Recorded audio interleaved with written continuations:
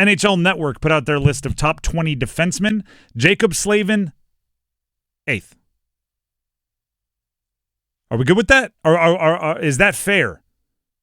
Is that because I've seen him lower on some lists, so I think you got to give him a little credit. I still don't think it's high enough. But how upset, how livid are we that he's not even according to NHL Network, top 5 defenseman in the NHL? Because that's where I'd probably put about 5.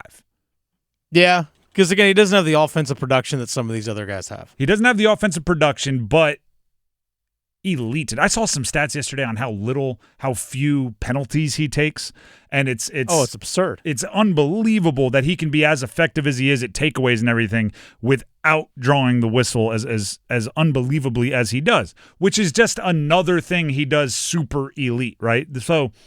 So I think it's getting better. That's what I'll say. I think slowly the league is turning around on Jacob Slavin from kind of, oh, yeah, there he is, to he's really gosh darn good. I told you that I talked over the weekend at the beach with some of my wife's family that's Capitals fans, and we talked about the postseason series, and they both just went like, no idea how good Slavin was until then. I'm like, well, he hasn't been hiding, but I'm glad, better late than never. I'm glad he came around. But 8th is moving in the right direction. I'll put it that way.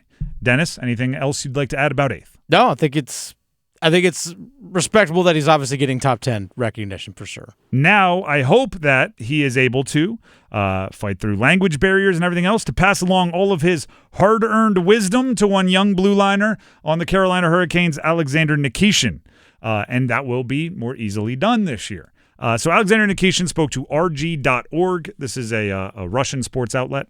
I read a lot of RG.org when we were trying to figure out when Alexander Nikishin was going to be coming to North America. So I feel friendly with them just from their coverage of Alexander Nikishin. I think Nikishin gets it, is my take. I think he is somebody that understands the bigger picture. He is somebody that will fit in with Carolina. And I don't want to overstate that, because when you are somebody as hyped as he is, it's real easy to start, to quote Outcast, start thinking that your, waste smells like roses, right? It's real easy to start thinking that your bleep doesn't stink. Just these couple of quotes here on speaking English, right? Because obviously he's coming from Russia. He played in the KHL, grew up in Russia, speaks Russian, and when he was brought over to North America to play for the Canes last year, part of the discussion was, can you trust him out there when he can't communicate as well with his teammates and the coaches and everybody else? He was quoted, and I'll read this. Obviously, it's through translation, but rg.org. The toughest part, of course, is the language. That's the main challenge. I spent the whole summer studying English, and even though I'm far from fluent, I've made progress. My vocabulary has improved. I still can't give an interview in English, but I can communicate with the guys much more comfortably now. First of all, get it. I cannot speak another language, and I can't imagine what it would be like to have to communicate in a fast-moving sport like hockey with somebody who doesn't speak my language. I couldn't imagine what it's like to have to communicate with somebody in a slow-moving sport like baseball with somebody that doesn't speak my language. But here's the part that's interesting. A lot of this interview centered around the similarities between Ivan Demidov of Montreal and Nikishin's kind of first experience in the NHL, because the timing was similar, Demidov being another super highly rated Russian prospect. He said, Nikishin, my English was worse than Vanya's, which that's Demidov. He prepared more. He studied the language seriously while I took it easier. I regretted that a bit, but the guys helped me. That's big for like an early 20s guy, thinks he's going to come over and play immediate minutes in the NHL, to say like, no, I regret that. That's something I didn't do that someone else did, and they were more prepared. That's cool. I like that. Then he talked about watching and not playing for a while at first, because if you recall, he was brought over, he was in North America, and then the watch happened. When is he going to get the chance? When is he going to play? When is he going to debut? He said, of course, I studied a lot, how the team defends, how they attack, but watching and playing are two very different things. I understood why I wasn't in the lineup right away. The roster was set, the guys had played all season, and I had just arrived. My job was to prepare and wait for an opportunity. It came because of injuries and the need for replacements. Naturally, I wanted to play rather than just practice, but I knew this was the way it would go." End quote. I mean, this is the thing I want to hear from a guy. How the team defends, it's two very different things, watching and studying versus playing, which anybody will tell you. And I've never played hockey at a competitive level. I've played pickup a few times, but people that I trust that have done it at the highest level will tell you that the Kane system is not easy, right? It's not the most transitioning from other systems to this one is like cake deal, to use the language analogy. Right? People always say once you know Spanish, Italian can come pretty easy, right? It's like a nice little on-ramp. Meanwhile, once you know Spanish, doesn't help you very much with Chinese, right? So it's kind of like going to the Kane system is not going from Spanish to Italian. It's going from Spanish to Chinese, right? You got to learn, and it is very different watching it on tape or watching it from the box and from the booth and then going down there and doing it. And he understood that.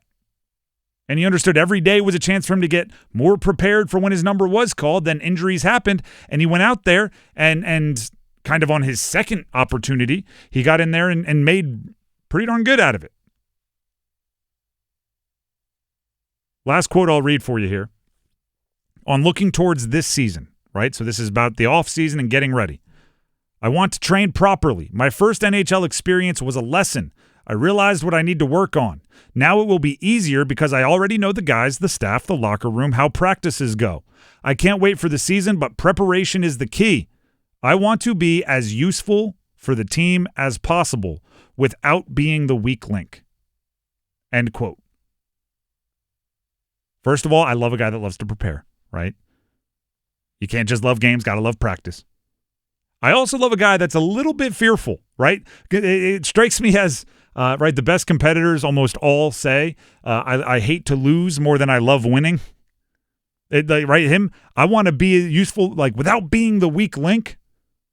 When you look at the blue line for the Canes, you could be pretty good and be considered like on the weak pairing. You know what I mean? You could be pretty good and look around and go, gosh, we have the worst advanced analytics of any pair on the blue line. If he and his pair, whoever it ends up being, we have to figure out what that's going to be once the season starts.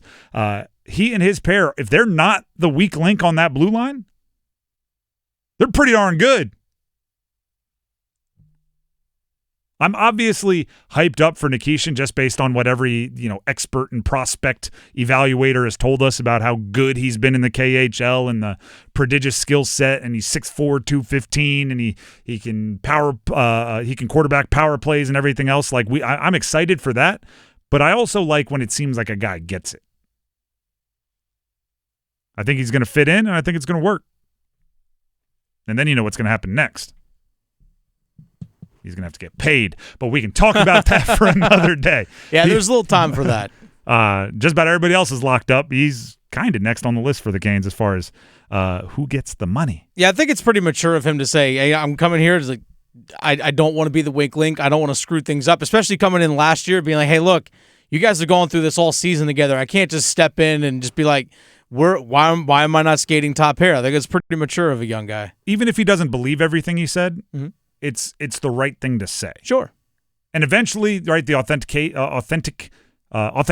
is the word I'm looking for. There you go. Hopefully will come through. But I regret I didn't know English better coming in. That right there is a big step. I don't want to be the weak link. I understand why I wasn't playing. It's a maturity, right? And maybe that comes with, he's played a lot of professional hockey against grown men over there in Russia. So maybe that's it, right?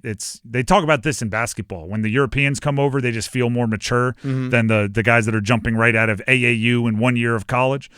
So maybe that's it, right? He's like, no, I've been playing with 30-year-olds for a while. I'm not going to play around with expectations. I know what it is at the top levels of hockey.